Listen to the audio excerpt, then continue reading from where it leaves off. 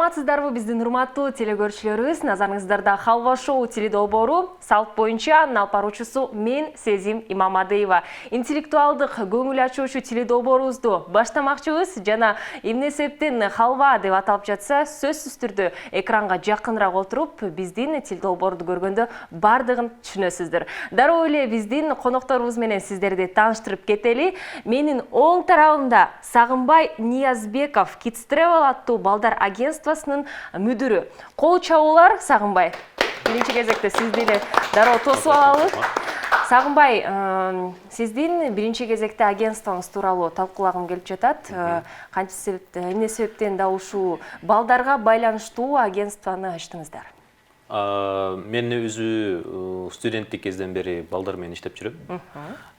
Лагерлерге барып, экскурсияларга чыгып, анан ошо 2016-жылы биз ачтык өзүбүздүн агентствобузду.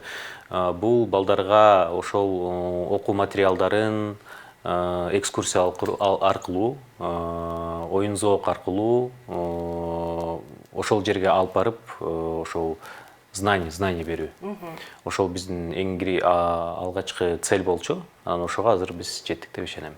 Менин билишим боюнча биринчи кезекте сиз мүдүр болгучу өзүңүз дагы гид катары иштеп жүргөнсүз. Өзүм дагы гид катары иштеп жүргөм, менеджер катары да иштеп жүргөм. Азыр болсо директор болдук, руководитель болдук. Эми алгачкы негизи азыр бизде пландар көп. Экскурсиялардан тышкары биз балдарга необычный праздниктерди кылып турабыз, мероприятиялар кылып турабыз, тематикалык мероприятиялар кылып турабыз. Гарри Поттер, жакында эле Wednesday деген сериал аягындай популярный болуп, ошол Wednesdayге дагы биз жармашып, ошондой мероприятие өткөздүк балдарга. Алда көптөгөн пландар бар.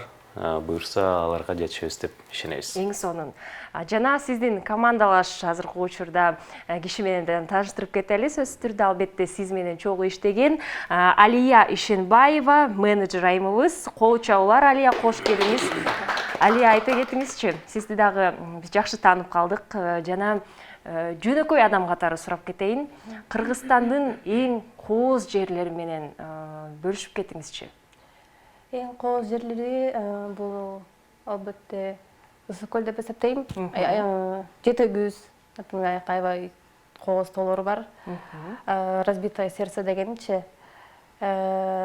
Жана Ош деп эсептейм. Эң сонун эмеси албетте өзүңүздүр чогуу агентствого да түртүп коесуз десек болот.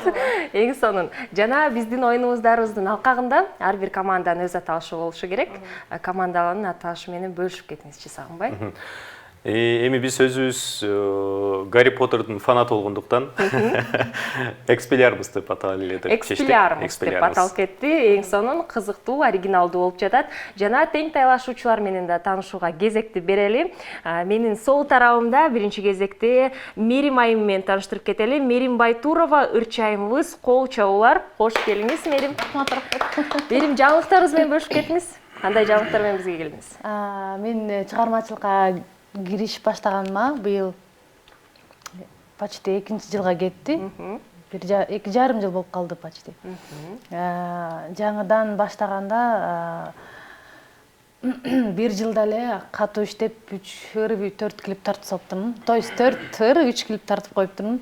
Жаңы жылдын алдында эс алып, кайра жакында эле кавер тартып киргизип койдум. Ошо буюрса акырындык менен улам жаңылап, ырлар жаздырып, иштешип жаткан учурум азыр.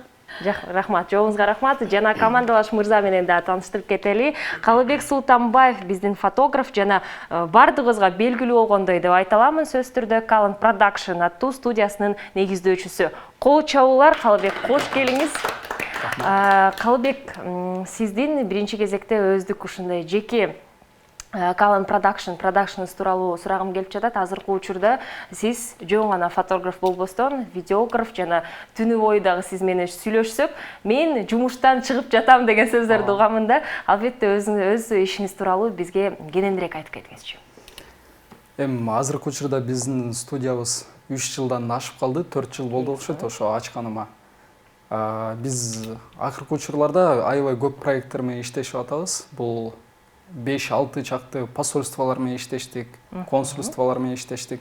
Андан тышкары зарубежный съемкаларды да кылып аттык. Бул былтыр мисалы үчүн 2022 жылы 2-3 мамлекеттерге барып съемка кылып келдик. Андан тышкары видео клиптерди тарттык. Мисалы үчүн Стамбулдан 2 клип тартып келдик. Алматыга барып, Алматыдан дагы тартып келдик. Каверлерди тарттык. Аябай көп чоң результаттар бар да. Именно продакшн боюнча. Сонун.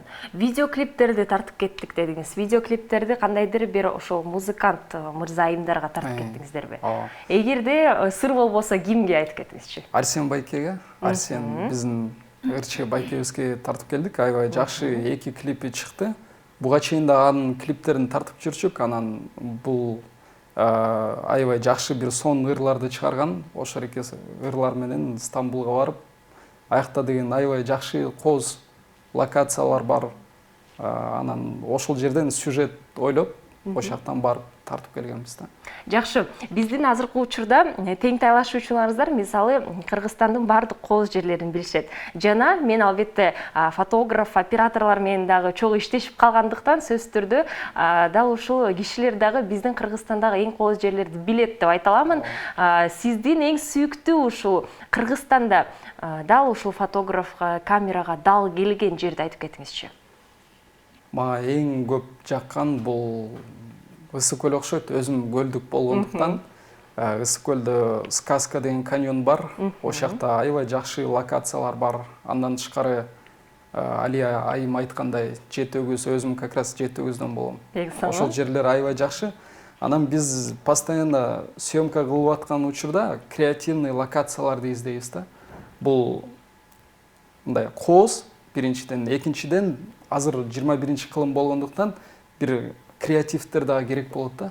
Ошол эки креативтер үчүн биз локацияларга да бир нерселерди, декорацияларды орноштуруп, ошолорду койгонду да жакшы кылабыз да. Жакшы. Ошону аракет кылабыз. Заман талап калды десек болот. Эң сонун. Жана бул жакта дагы чыгармачыл адамдар олтуруптур. Сиздердин да командаңыздардын аталышы менен бөлүшүп кетиңиздер. Мен өзүм билип эле коюп койдум, сизден уруксат сурабай эле. Эйден баштап атканда биз эле эксклюзив деп коебуз. Калбек макулсузбу? Эң сонун. Азыркы учурда биздин эксклюзив жана Экспеллиармус аттуу команданын таймашы болмокчу жана сөзсүз түрдө биздин Халва шоу теледолбоорунун алкагында эгерде командалар мотивация эмне берет десеңиздер, же болбосо жеңишке эң мыкты жолдун бири бул эмне деп ойлоп жатсаңыздар, албетте бул Nitro энергетикалык суусундугу. Биздин Абдышата компаниясынын атамекендик эң биринчи өндүрүшү Nitro энергетикалык суусундугу. Nitro күч кубатыңды башкара бил. Адаттагыдай эле тамга жегич оюнунан эфирибизди баштамакчыбыз. Жана тамга жегич оюнун эрежесин сиздерге айтып кетейин. Ар бир командадан бул оюнга бир киши катыша алат. Оюндун милдети оюнчу 1,5 мүнөттүн ичинде биздин суроолорго мүмкүн болушунча максималдуу санына жооп берүү. Бирок суроолордун жообу биздин жашыруун тамгадан башталышы керек. Эң негизги бул жактагы эреже биздин сиздердин жообуңуздар кайталанбашы керек. Түшүнүктүүбү? Ар бир командага буга чейин айтып кеткендей эле 1,5 мүнөт берилет. Азыр болсо Экспеллиармус же эксклюзив баштап береби? Кимиңиздер биринчи? Эксклюзив баштап берсин. Азыр Экспеллиармус түртүп койду эксклюзив командасын. Эмесе Калыбек, Мээрим айым кимиңиздер жооп берет, кимиңиздер жардам берет? Мен жардам берейин, Мээрим айым жооп берсин. Жакшы. Жана эң унутпаңыздар, эң негизги бул жакта сиздердин жашыруун тамгадан жоңуздар башталышы керек. Сиздердин жашыруун тамгаңыздар бул С тамгасы. Азыр кыргыз тилиндеги бардык С'дан башталган ушул сөздөрдү эстесеңиздер болот. Даярбызбы? Даяр. 90 секунд азыркы учурда эксклюзив командасы берилмекчи. Эмесе кеттик. Түнкүсүн ким уктайт? Соннойлар туттук. Скутер эмнеден жасалган?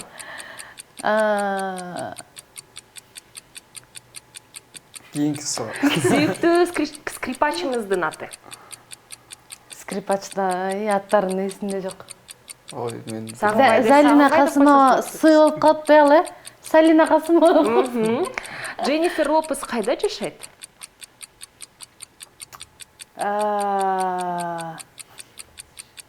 Сыдан баштаганды. США. Бюджетти кантип бөлүштүрүү керек? Сом менен.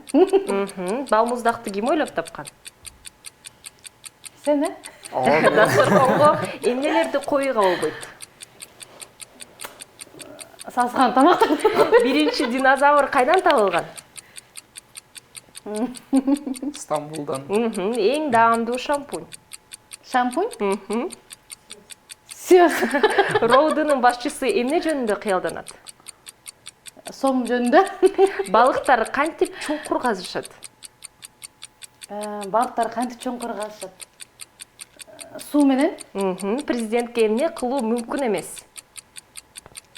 Сом алган мүмкүн эмес. Кайталууга болбойт. Президентке деген сөгүнгөнгө болбойт. Акы төлөнүүчү парковканы ким ойлоп тапкан? Убакыт бүттү. Тилекке каршы ушул сурообуз менен мен азыр Калыбекке суроо бергим келип жатат. Эмне болуп кетти, Калымбек? Жардам бербейсизби? Берейин деп эле атам, бирок унутуп калдым. Жакшы, азыркы учурда биздин теледолбоорубуздун алкагында жарнама болуп кетти. Эң даамдуу шампунь тууралуу дагы биз билип алдык.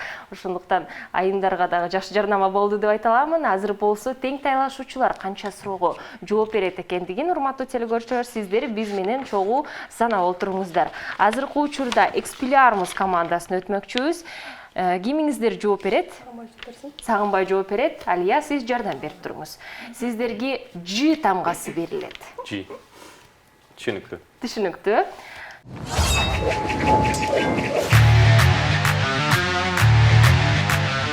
Даярбызбы? Даярбыз. Даярбыз. 1,5 мүнөт азыркы учурда Expelliarmus командасына бермекчибиз. G тамгасы, анда эмесе кеттик. Эркектерди ким коркута алат? Чечил сырын кайдан ойлоп табылган? Жалал Абадтан. Кыздар түнкүсүн эмне жешет? Жармай чишет. Дүйнөдөгү эң чоң адамдын аты? Жыргалбек. Дүкөндөн эмне сатып алмак элеңиз? Жылкынын этин. Отвертканы ким ойлоп тапкан? Жамшут. Космоста эмне керек болот? Жашоо керек болот. Парашютту ким ойлоп тапкан? Жөкей. Сүт заводунун директору эртең менен эмне ичет? Жармай ичет. Кайталанбашы керек. Жармай айтылган, жумуртка ичет. Машинаңыздын аталышы? Джип. Соттук териштирүүдөн кийин адвокаттар эмне дейт? Эмне дейт? Жыргал дейт. Экономика министрлиги эмне кылат? Жыргайт. Кайталанбайбыз. Жеп жутат. Ат мингенди ким үйрөтөт? Ат мингенди жолдош, капитан. Жакшы. Фрик деген ким? Фрик деген Жомарт. Аюулар эмнелерди жешпейт? Аюулар жапондорду жешпейт. Шымга футболканы киргизүү идеясы кимден чыккан? Жан-Клод Ван Дамм. Убакыт бүттү, кол чабуулар. Негизгиси жооптор болду деп айта аламын. Азыркы учурда тамга жегич оюнун дароо биз жыйынтыктап алалы. Буга чейин бизде эксклюзив командасы биринчиден болуп оюнубузду ачып берген. Жана 11 суроого жоопту алды. Кол чабуулар, эксклюзив жакшы жыйынтык. Эмесе Expelliarmus командасы болсо 16 суроого жоопту ачты. Кол чабуулар. Азыркы учурда Expelliarmus командасы алдыда келе жатат. 1-0, бирок биздин эфирибиздин аягы кандай болуп калышы ыктымал экендигин эч ким билбейт. Дагы бизде бир нече оюндарыбыз бар жана кийинки оюнубузга өтмөкчүбүз. Ким бул деп аталмакчы.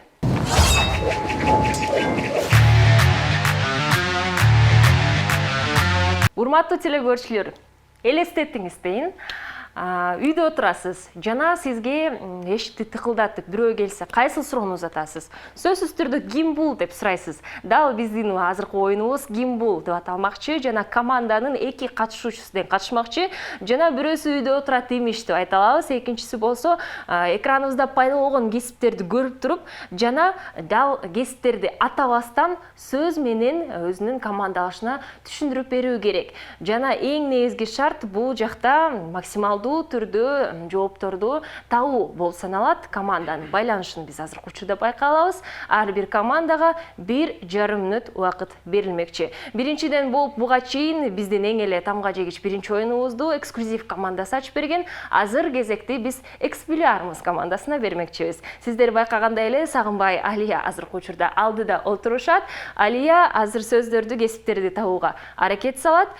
Жана Сагынбай аларды түшүндүрүп бермекчи. Бирок атабастан, кол менен да көргөзбөйбүз, сөз менен гана. Түшүнүктүүбү? Даярбызбы? Күч кубат берели сиздерге. Анда эмеси кеттик. Ким бул деген суроону? Ким бул? Сууга түшүп алып, ар бери колдорун кыймылдатып жүрөт. Спасатель. Жок. Сүзүүчү. Кийинки. Бул деген самолетторго кирип алып, клиенттерди обслуживать. Азаматсыз. Ким бул? Бул ар кайсы нерселерди, же болбосо пейзаждарды, портреттерди. Художник. Кабыл алам. Бул деген жерди казып, өткөн замандагы бир нерселерди табат. Историк. Жок. Археолог. Азаматсыз. Ким бул? Бул телефонун алып алып, телефондун камерасына ар кайсы нерселерди Мобилограф? Туура. Ким бул? Бул следующий. Кийинкиси. Бул деген бир ар кайсы объекттерди, магазиндерди, аптекаларды кандай десем, карап охранять этип жүрөт. Эмеби? Охранник? Сөздү атап салдык. Атап салдык. Кийинки сөздү. Так, кийинкиси. Кийинкиси. Бул адамдарды күлгүзөт. Клоун бу? Жок. КВНщик? Ошолорду эмне дейт? Ошолордун кыргызчасы эмне? Сценага чыгып алып, тамашалоочу боло берет го дейм. Тамашалоочу. Убакыт бүттү, кол чабуулар. Кандай деп ойлойсуз? Азыркы учурда чындыгында жакын келдиңиз. КВНщик, тамашалоочу деп атап кеттиңиз. Бирок орусча айтканда юморист биз кыргызча куудул деп атап коебуз. Жакын келдиңиз, бирок кабыл албаймын. Бул жакта сөзсүз түрдө табуу керек. Эгерде балким орусча айтсаңыз кабыл алмакпыз. Азыркы учурда сиздердин байланышыңыздар жакшы экендиги бул жакта билинип турат. Кайсыл сөздү түшүндүрүү кыйын болду? Не себептен кийинкилерге өтүп кеттиңиз? Мен алыс кабельщик. Кабельщик түшүндүрө албайм деп ойлодум. Жакшы. Чындыгында көп учурлар болот да. Бул жакта байланыш күчтүү болсо дагы кээ бир учурларда балким мен азыркы учурда командаш айым же мырза таппай калышы мүмкүн, анан кийинкиге өтүп кетет. Анан оюн бүткөндө мен муну сөзсүз түрдө тапмакмын деген учурлар көп болот да. Бирок азыркы учурда сиздердин тең тайлашуучуларыңыздар кандай жооп берет экендигин келиңиздер чогуу байкап көрөлү.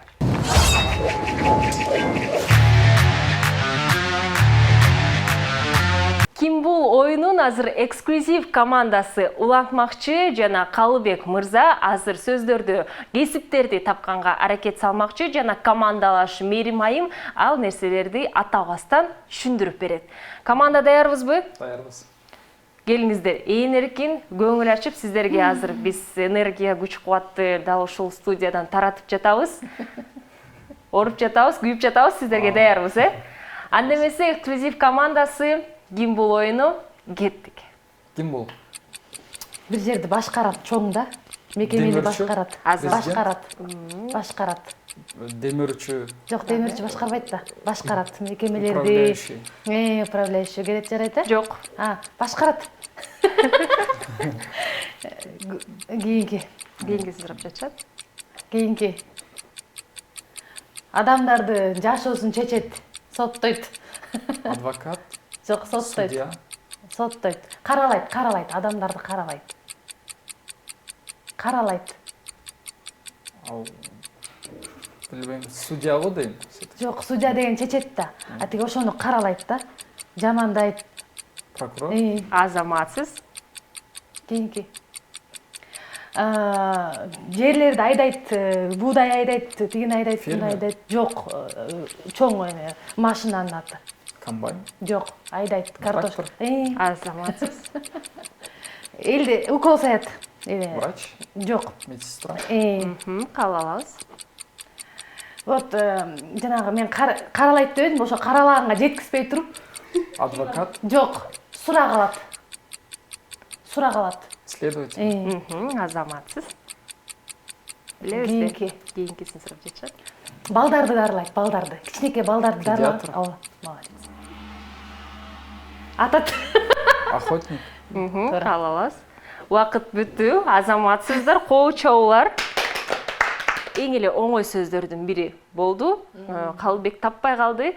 Чындыгында биринчи сөздү азыр сизге айтып кетейин. Бул директор сөзү болчу. Башкаруучу катары, бирок таппай калдыңыздар. Биринчиден болуп Экспеллиармус командасы оюнду ачып берген жана 5 сөздүү команда тапкан. Кол чабуулар. Жана экинчи биздин эксклюзив командасы болсо 6 сөздү туура тапты. Эң сону.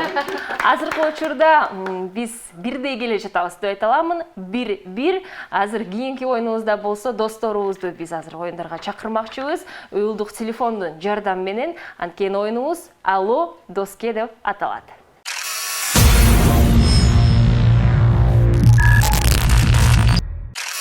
Алло доске оюну биз кандайдыр бир кыйын ушундай учурларга, окуяга туш болуп калганда сөзсүз түрдө досубузга чалып жана жардам сурамакчыбыз. Бул оюнда биз досубузга чалмакчыбыз, бирок албетте телефон аркылуу. Биринчи кезекте биздин командалар бири-бирине тамгаларды бермекчи. Дал досубуздун контактларынын арасында аты дал ошол тамгадан башталышы керек. Экранда дал ушул биздин досубузда экранда сурообуз чыкмакчы. Дал ушул суроого биздин досубуз жооп бергендин жообун кабыл алабыз. Эң негизги шарт бул жакта жардам берүүгө мүмкүнчүлүк жок. Доско чалууга 30 секунд гана убакыт берилмекчи. Азыркы учурда биздин Алло доске оюнубузду эксклюзив командасы ачып бермекчи. Бирок ага чейин командалар бири-бирине тамгаларды берип коюңуздарчы. Экспеллиармус эксклюзив командасына кайсыл тамганы бересиздер? Кайсы тамганы берели? Ты тамгасы. Сиздерге ты тамгасы берилет. Эксклюзив сиздер дагы дароо Экспеллиармуска тамгалар берип коюңуздар. Так. Кайсы тамганы берсек? А если узур албай койсо кандай кылабыз? Кайра чалабызбы? Ооба, башкаларга да чалып көрсөк болот. Бирок ага чейин келиңиз, Экспеллиармус командасына тамга берип коюңуздар. Сы тамгасын берели. Сиздерге сы тамгасы берилет. Даярдык көрүп туруңуздар. Биринчи азыр эксклюзивден байкап көрөлү. Эксклюзив командасына азыр ты тамгасы берилди. Калыбек жана Мерим уюлдук телефондорун алып азыр досторун издеп жатышат. Кимиңиздер чаласыздар, өзүңүздөр чечип алыңыздар. Бар экен, Группалашым бар экен. Группалашыңыз. Талантбек аты. Талант мырзага чалып көрөлү. Дароо чалып. Чала берейинби? Чалып ооба, эфирде экениңизди дагы айтсаңыз болот. Эң негизгиси суроого жооп узатуу.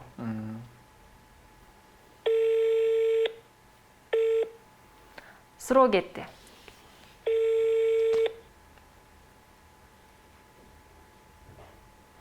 Албетте Талант мырза азыр жооп бергенден кийин анан убакыт кетип баштайт. Алло, Талант, салам алейкум. Ассаламу алейкум. Кандайсың досум? Мен азыр прямой эфирдемин, телевидениедечи. Сага бир суроом бар, ошого так жооп беришиң керек болуп атат да. Менде 30 эле секунд. Жашоо деңгээли боюнча кайсы өлкө биринчи орунда турат? А варианты АКШ, Б варианты Кытай, В варианты Швейцария. Өчүп салды Талант мырза. Мен чалып көрөйүн. Кайра чалсаңыз болобу? Өчүп калды окшойт. Өчүп калды. Менин оюмча Талант мырза азыр Бирок жакшы эле аракет кылайын деп аткан, түшүнүп азыр жооп бергенге дагы жетишпей калды окшойт да. Келиңиз кайра чалып көрөлү. Алло, өчүп калдыго? Мына жашоо деңгээли боюнча кайсы өлкө биринчи орунда турат? Биринчи АКШ, экинчи Китай, үчүнчү Швейцария. Бир вариант айтыш керек болуп атат да. Швейцарияда. Швейцария? Кабыл алабыз. Всё, рахмат. Кабыл алабыз. Дароо эле жообун, анткени бизде 30 эле убакыт, 30 секунд убакытыбыз бар. Ошол себептен тар убактыбыз. Өзүңүз кандай деп ойлойсуз, Калыбек? Эң биринчи орунда. Жашоо деңгээли боюнча. Жашоо деңгээли билбейм, бирок жашоо деңгээли Швейцария өнүккөн да, по-любому алды да, Кытайдан да, Кытай тили өнүккөн аябай жакшы эле. Кандай деп ойлойсуз? негизи бирөө туура болуш керек э. Ооба. акш өнүгө элек да. Швейцария өнүккөн менин оюмча. Талант мырза менен макул болуп жатасыз э. Тең тайлашуучулар кандай деп ойлоп жатат? Швейцария. Швейцария деп ойлоп жатасыз. Азыр биз Сагынбай бул жоопту туура билет экендигин байкап көрөбүз. Азыр биринчи кезекте Талант мырзага биз салам жолдойбуз, ысык салам сизге. Экинчи кезекте азыр туура жоопту угуп алалы. Дүйнөдө медицина боюнча эң мыкты деңгээлдеги өлкөлөрдүн бири болуп эсептелген Швейцария өлкөсү. Азаматсыздар, албетте, Талант мырза туура жооп узатты. Анын жарандарынын орточо жашоо узактыгы 83 жашты түзөт экен. Бул стабилдүү жана гүлдөгөн экономикасы, каржы банк системасы, билим деңгээли жана карьералык келечеги жогору мамлекет. Швейцария өлкөсү. Дал ушундай кызыктуу маалымат менен сиздер менен бөлүштүк. Азыр болсо дароо тең тайлашуучуларга өтмөкчүбүз. Сиздерге С тамгасы берилди. С тамгасына барбы? Менде бир староста деген бар экен. Староста деген бар экен. Албетте чалууга болот. Чалып көрөлдү, э? Сестра деле болот да. Болот албетте. Ока. Чалып көрөлдү. Мындай номер жок. Мындай номер жок экен. Кандай? Мындай номер жок деп жатат. Топпайбы? Башка бирөөгө чалып Сестра деген көрөңүз. жокпу? Бар. Сестра деген чалып көрчү. Хорошо. Жакын адамга, э? Бирок ал сестра деп сохранить этилгенбиз, бирок ал мага сестра да деп. Жок, ошентип сакталышы керек. Жок, Сдан сакталышы керек. Бул негизги шарттардын бири. Я отключила.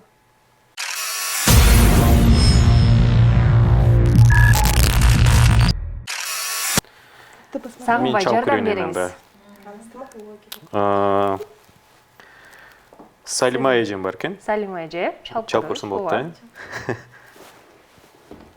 Эжекеңиз болот, э? Мен эжекем болот. Салима эже канча жашта? Салима эже 60-тан өтүп калган. Жакшы. Сиз чалганда кабыл алабыдар эле? Көптөн бери чалбай келем. Азыр удивление болуп окшойт. Годок кетти, суроо дагы кетти.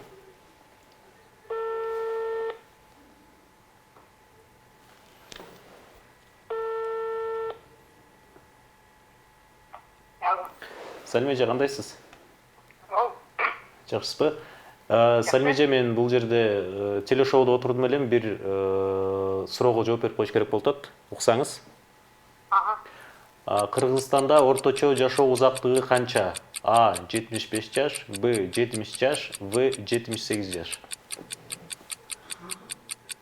Я точно не знаю, 75, наверное. 75, да?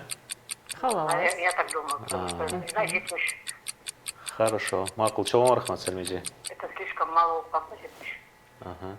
Хорошо. Рахмат, чоң рахмат. Байкасак, азыр Салима эже айтып кетти. Я так думаю деп айтты. Чындыгында биз албетте доско чалып жаткан ой пикирин биринчи кезекте турабыз, ошондуктан Салима эженин жообун кабыл алабыз. Сагынбай, өзүңүз кандай деп ойлойсуз? Өзүм так, 75. Мен жөн жерден Салима эженин жашоо ошол өзүнүн жашын сураган жокмун. 75 го дейм менде. 75 деп ойлоп жатасыз. Тең тайлашуучулар. 70 аябай эле аз болуп калчу. Орточо жаш 70 деп ойлойм мен. 70 деп ойлойсуз. Мен да 70 деп ойлойм да. Азыр болсо келиңиздер, бир албетте Салима эжеге салам жолдоп, сизге терең ыраазычылык билдиребиз жообуңузга. Жана жооп. Кыргызстанда төрөлгөндө эки жынысты тең алганда орточо жашоо узактыгы 70 жашты түзөт. Эми биз бул маалыматты сактап калабыз десек болот, э? Кол чабуулар Салима эжеге. Биз болсо азыркы учурда Алло доски оюнун жыйынтыктайлы бир халва балды биз эксклюзив командасына ыйгарабыз. Талант мырзага рахмат. Эмесе жалпы биздин жыйынтыгыбыз 2-1 азыркы учурда эксклюзив командасы алдыда келатат. Экспилиармус чамданыңыздар, кийинки оюнубуз болсо жаныбарды тап деп аталат.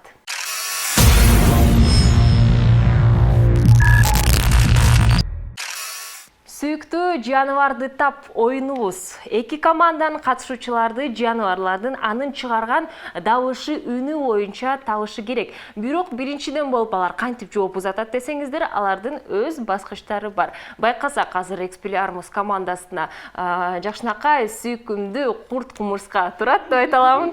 Жана тең тайлашуучуларда эксклюзив командасына азыркы учурда ксилофонду ыйгардык. Чыгармачыл адамдар олтурат сол жагыбызда, ошол себептен жана сиздердин баскычыңыздар, кимиңиздер жаныбардын үнү боюнча биринчиден тапсаңыздар, дароо баскычты басып туруп, андан кийин жообун атасаңыздар болот. Түшүнүктүү.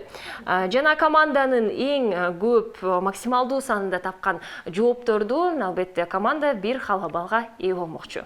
Даярбызбы? Даяр. Даяр болсок, келиңиздер. Биринчи биздин жаныбарыбыздын үнүн угуп коелу.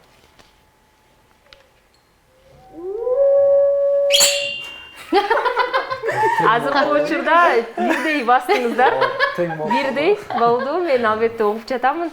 Азыр келиңиздер. 1 2 3 дегенде чогуу айталы. 1 2 3. Карышкыр. Азаматсыздар. Азыр мен команданын эки албетте жообун тең кааламакчымыз, анткени бирдей басып калдык. Мындай да учурлар болот. 1-1 деп айта аламын азыркы учурда. Карышкырды байкап алдык экрандардан. Азыр экинчи биздин жаныбарыбыздын үнүн угуп коелу.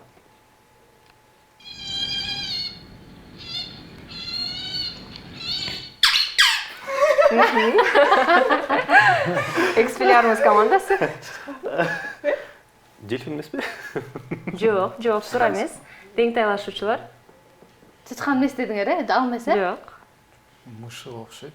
Айтып берсек болобу өзүбүздүн варианттарыбызды? Жок, мышык демей болот. Азыр мүмкүнчүлүк берем сиздерге. Кайра бир уксак болобу? Дагы бир жолу угалы. Ошо мышык. Мышык. Мышык эмес. Иә. Мышык эмес. Выдра. Учурда Сагынбай туура тапты.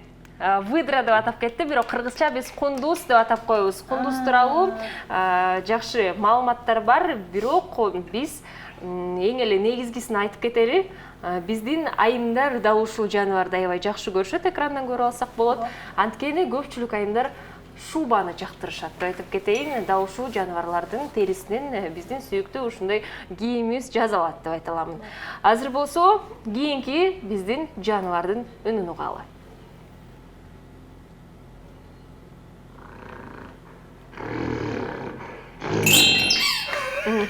Эксклюзив. Аю. Жооп туура эмес. Жолборс. Жооп туура эмес. Дагы бир жол коюп коюңуз да. Ит. Жок. Чочко. Жок. Келиңиздер, дагы бир жолу.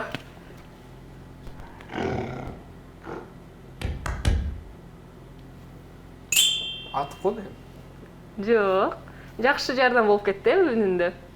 Ошо ошоп кетти го. Бука. Азыр менин оюмча эң ушул Вариант айтып оңой жаныбарлардын бири деп айта алам. Эгерде сиздерге жардам берсем, сиздер таба аласыздар. Дагы бир жолу. Дагы бир жолу угалы, андан кийин жардам берем.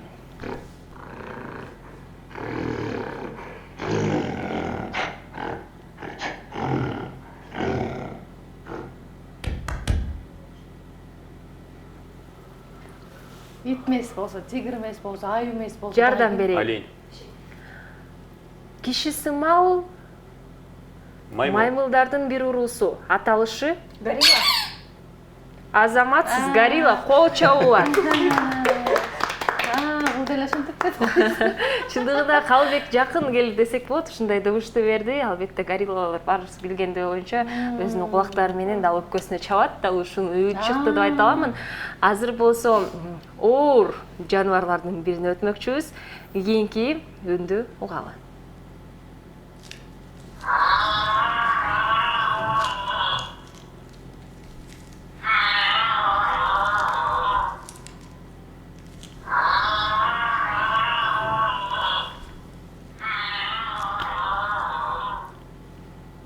Аю эмеспи?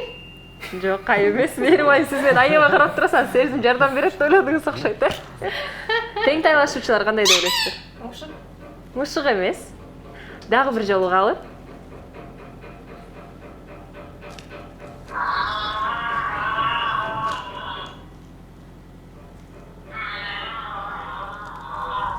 Жардам берейин, Жардам берип атканда дагы башка ишиңиздерди бассаңыздар болот. Азыр буттары жана мойну аябай узун болот. Жираф. Азаматсыздар, жираф. Биз азыр Bunun bir албетте oyunu koptu. азыр биз сыналгыдан көрө алабыз. Эмесе акыркы жаныбарыбызга кезекти берели.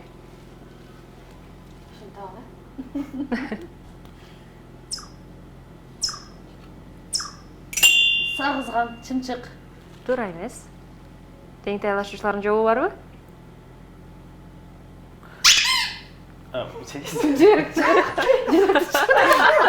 Сагынбай, кайсы жакта учуп жатасыз? Мен ойлоп эстеп аткам. Бол айтсаң айт. Акша келбейт. Ишкан. Салый. Жок, жооп туура эмес. Бардык айырмалоочу өзгөчөлүгү ак же боз түрдө болот. Анын мындай боз күрөң тилкелери бар да, бурундук болчу. Тилекке каршы таппай калдык, байкасак. Onu görgöme de koysun. Ушундай жаңактарды аябай жакшы көрүшөт да ушул жаныбарлар. Бирок тилекке каршы бул биздин акыркы жаныбарларыбыз болчу. Жана жыйынтыгында бизде эксклюзив командасы 2 жаныбарды туура тапты. Экспилярмус командасы болсо 3 жаныбарды туура тапты. Кол чабуулар.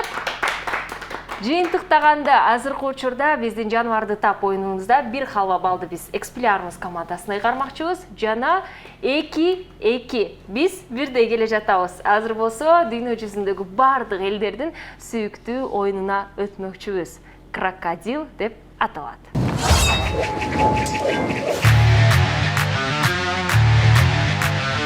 Крокодил оюну 1,5 мүнөттүн ичинде мүмкүн болушунча команда биздин экранда пайда болгон сөздөрдү, алар жаныбарлар болушу мүмкүн, ар кандай буюмдар, заттар болушу мүмкүн, же тамак аштар дагы болушу мүмкүн. Эң негизгиси да ушул биздин команданын бир катышуучусу үн чыгарбастан, эч нерсе көрбөстөн, албетте экранда гана пайда болгон сөздү түшүндүрүү керек. Эң негизгиси анын анын командалаш кишиси дал ушул сөздү табышы керек. Бул жакта байланыш өтө маанилүү деп айта аламын. Биринчиден болуп биздин крокодил оюнубузду Экспилярмус командасы ачып бермекчи. Сиздер байкагандай эле оң тарабында Сагынбай отурат. Сагынбай дал сөздөрдү тапканга аракет салат. Алия болсо дал үн чыгарбастан, сөз сүйлөбөстөн түшүндүрүп беребиз. Кыймыл менен гана.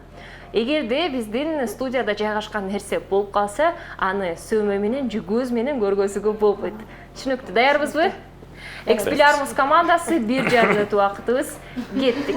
Давай. Что? Мыть руки. Санитайзер. Мыло. Азаматсыз. Мясорубка. Эң соң көргөзбөйбүз. Үн чыгарбайбыз. Выключатель. Свет лампа. Свет, выключатель, включатель, люстра.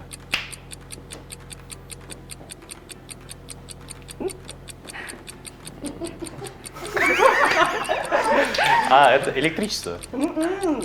Телевизор. Тараканы. Таракан, крыса, мышка. Таптык. Кийинки сөзгө. Кийинкисин сурап жатышат. В обморок. Футбол. Подкат. Коньки, фигурное катание. Коньки, лед.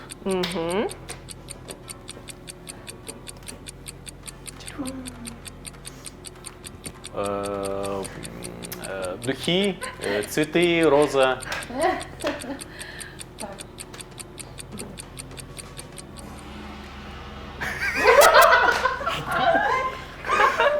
Вакыт бүтті, қол чабулар. Шынығында. Мага албетте лазер жана чышканды тураганыңыз аябай жакты деп айта алам, бирок Сагынбай таба албай калды, бирок байкасаңыздар бул жакта биз ушундай байланыштырып заттуу сөзүндө көрүп алдык десек болот. Мындай сүйүүлөр дагы менин оюмча бул жакта тартуулады алия. Азаматсыздар. Эң сонун биз болсо азыр дароо эле дагы ушундай жагымдуу нотабызда келиңиздер тең тайлашуучуларга кезекти берели.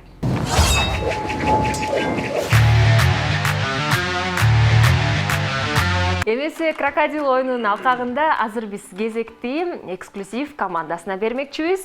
Азыркы учурда Мээрим сөздөрдү тапканга аракет салат, кыймыл менен Калыбек азыр көргөз бермекчи. Даярбызбы? Даярбыз. Кеттик анда. Шампунь. Жок.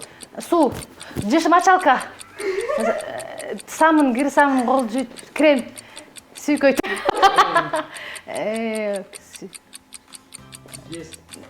Үн чыгарбайбыз, үн чыгарбайбыз. Жуунат ошо, жуунат. Душ. Башты жуйт, сеет, тарайт. Салон. Красоты. Кийинки сөз сүрүп жатышат.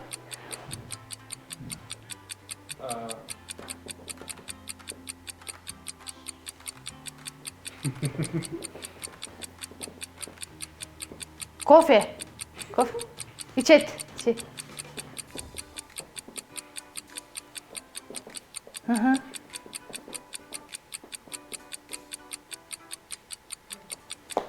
Кийинки Ой, сөз это. жатышат.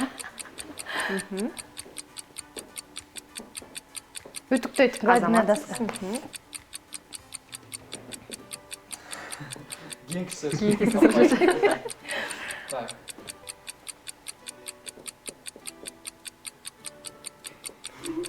Эмне эле кылып атат? Тамак салат тарелкага, Ресторан, кафе. Жейт тамак, тарелка.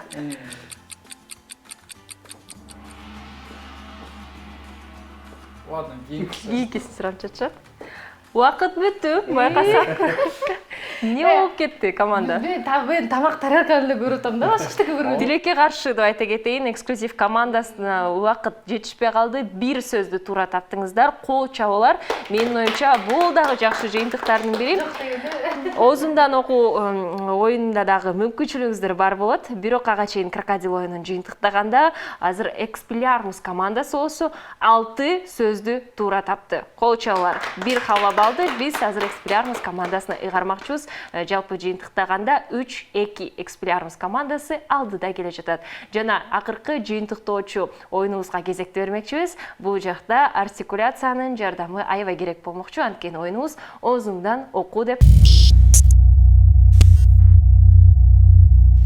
Эң эле оор оюндардын бири айта аламын. Оозуңдан окуу бул жакта эң негизги жардамчы катары биздин артикуляциябыз болмокчу. Азыркы учурда сиздер байкагандай эле алдыбызда эксклюзив командасы болуп турат. Наушникти Калыбек кармап отурмакчы. Калыбек азыр наушникти тагып туруп, эч нерсе укпастан азыр биз аябай катуу музыкалык чыгарманы коймокчубуз. Жана сиздин командалаш Мээрим айым болсо экранда пайда болгон сөздөрдү артикуляциянын жардамы менен айтып бермекчи. Кол менен көргөз жөн гана сөз менен айтмакчыбыз.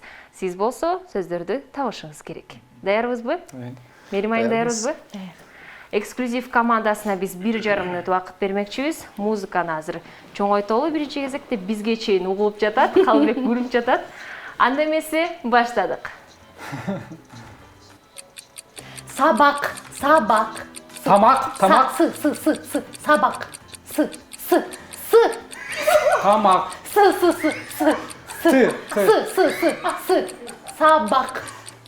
Сабак. Вот. Азаматсыз. Матрас. Паста. Матрас. Паста. Масло.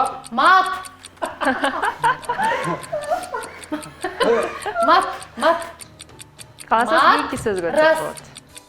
Матрас. Паста. Кийинки сөзгө өтөлү. Опера. Краш.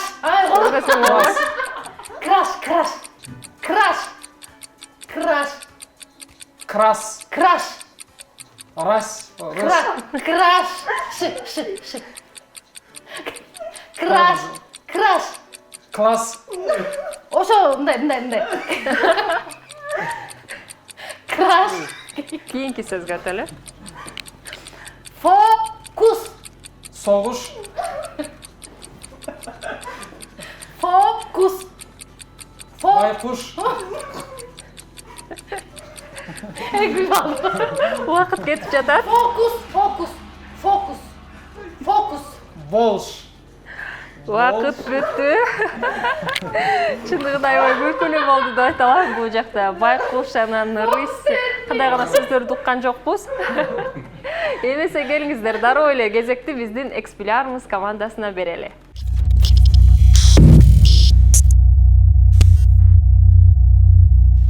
Экспеллиармус командасына азыр кезекти бермекчибиз. Сиздер байкагандай эле наушникти колуна Алия алды. Алия сөздөрдү тапканга аракет салат. Командалаш сагынбай артикуляциянын жардамы менен сөздөрдү айтып бермекчи. Даярбызбы?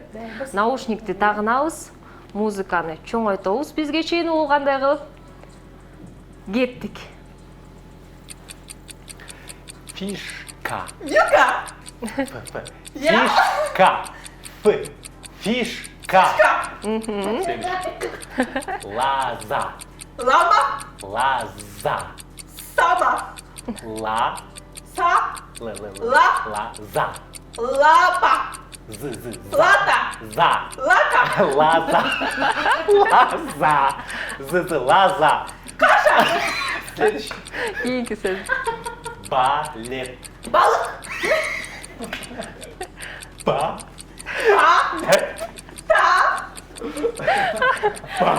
Ба.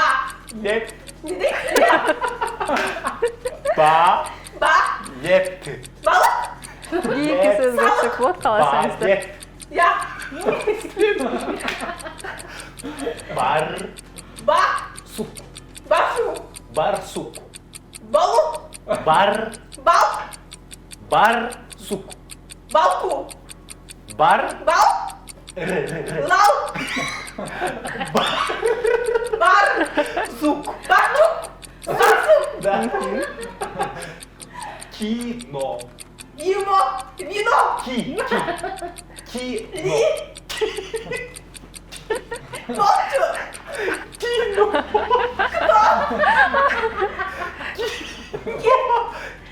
Сина.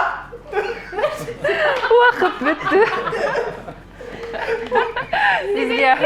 Биз бул жакта азыр менин оюмча убакыттын баарын күлүп эле кетирдик деп айта аламын. Анткени Алия наушник менен угуп отуруп дагы эмне деп атат бул деп коет. Биз азыр жооп берчүдөй болуп азаматсыздар.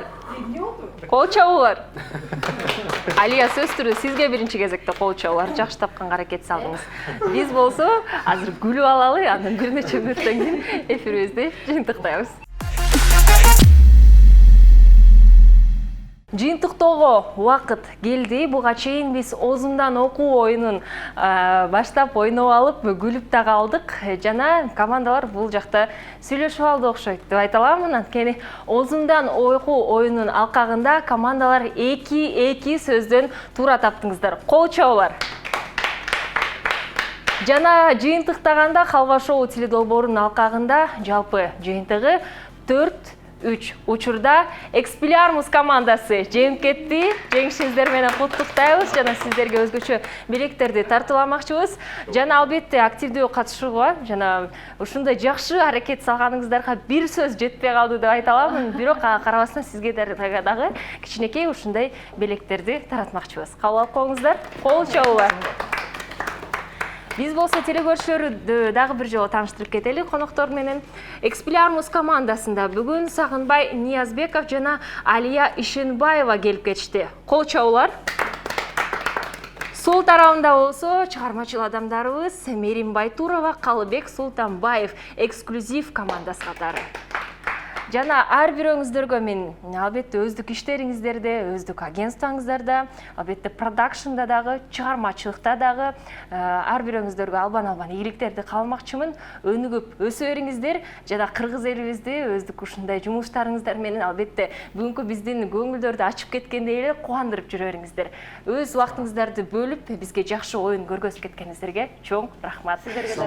Биз болсо телекөрүүчүлөргө албетте сиздерге дагы биз өз убактыңыздарды бөлгөнгө терең ыраазычылык билдиребиз. Биз сиздер менен коштошпойбуз. Жөн гана кийинки чыгарылыштарда амандашканча.